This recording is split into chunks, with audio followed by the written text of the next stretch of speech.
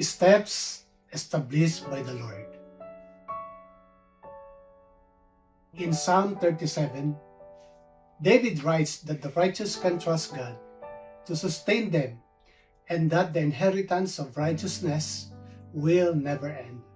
The righteous are given righteousness and salvation from the Lord. It is a psalm that reminds us of God's faithfulness, and it encourages us that we can trust Him and that He is worthy of our trust. It says in Psalm chapter 37 verse 23, "A person's steps are established by the Lord, and He takes pleasure in His way." David proclaims that God orders or directs even the individual steps of the person, and God takes delight in that person.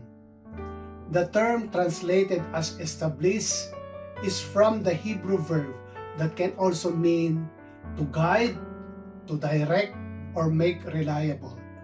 In other words, the person who has committed his way to God will have his steps made sure by God.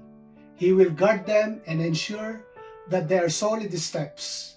How encouraging to know that even our small, seemingly not important steps are not too insignificant for God. He loves and cares for us so much that He actually takes pleasure in guiding our steps. What an incredible truth to know that God is right there, ready to establish our walk if we simply commit ourselves to Him. Even more incredible perhaps is that He delights in doing that. To think that God, the Almighty Creator, takes pleasure in walking with each of His people in that way. How blessed we are to have a God who delights in our way, who is intimately involved in every detail of our life, and who upholds us with His righteous right hand.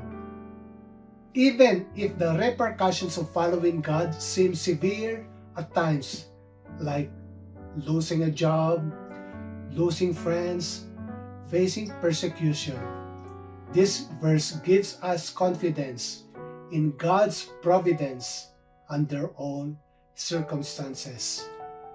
We will never be led astray as God is our guide.